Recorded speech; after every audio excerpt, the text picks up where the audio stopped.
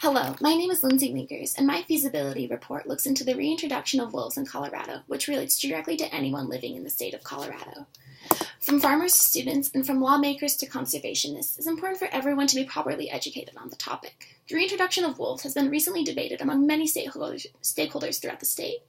A stakeholder, according to Business Dictionary, is a person, group, or organization that has interest or concern in another organization. The stakeholders who are not in support of the reintroduction of wolves often state that they are concerned that wolves will prey upon their livestock, depleting the income for many individuals. Additionally, they are concerned that the reintroduction of wolves will increase negative human-wildlife interaction. However, those that are in support of the reintroduction of wolves state that it is unlikely that wolves will prey upon livestock and that there will be very low rates of human-wildlife interaction. Additionally, by reintroducing wolves in Colorado, it will help bring the rates of the population back up to historic values and that the environment will be more stabilized. One organization that is in support of the reintroduction of wolves is the Rocky Mountain Wolf Project, a group that hopes to spread awareness and change mindsets about the reintroduction of wolves. One platform that the Rocky Mountain Wolf Project uses to educate individuals is a website. Although helpful to inform people, for the Rocky Mountain Wolf Project to be successful, they need to be careful in how they implement information, meaning that they need to provide information in a way that caters to both types of stakeholders, those that are in support of the reintroduction of wolves and those that are not.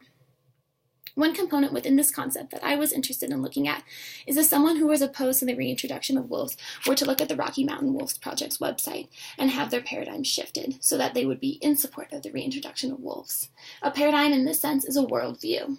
For my feasibility report, my question is it feasible to change an individual's paradigm of the reintroduction of wolves?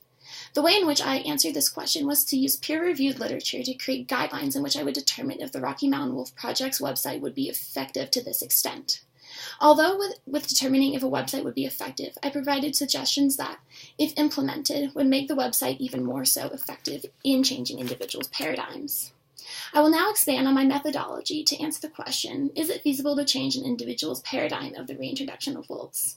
I used the discovery reference in my feasibility report that stated that new users would spend around 1 minute on a website.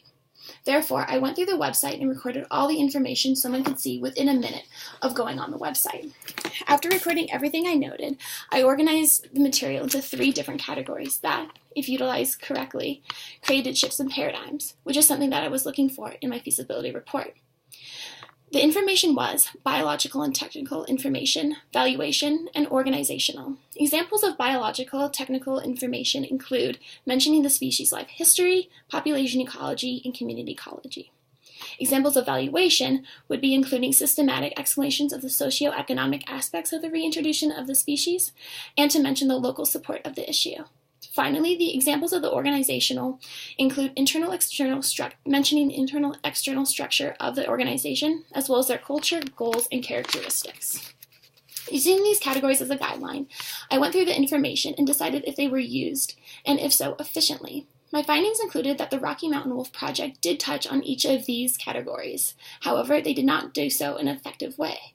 Therefore, I concluded that individuals who were not in support of the reintroduction of wolves would not have their paradigm shifted if they viewed the Rocky Mountain Wolf Project's website. I thought that, rather than ending the report and saying that the Rocky Mountain Wolf Project's website was not effective in shifting individuals' paradigms, I decided I would add suggestions. They were, for the biological component, to add a food web of wolves in Colorado to inform individuals on what they consume and how they contribute to the environment. Additionally, the technical component that I would add to their website was have an explicit yet concise plan available for individuals to click on so they understand what the goal is and how it will be implemented. Finally, the valuation component would be mention all the ecosystem services associated with the reintroduction of wolves to show how it benefits the environment themselves and the economy. I feel confident that if these suggestions are implemented correctly, and the Rocky Mountain Wolf Project goes about these changes with the mindset of changing paradigms, not reinforcing the ideas they already share, there will be more support in Colorado for the reintroduction of wolves. Thank you very much.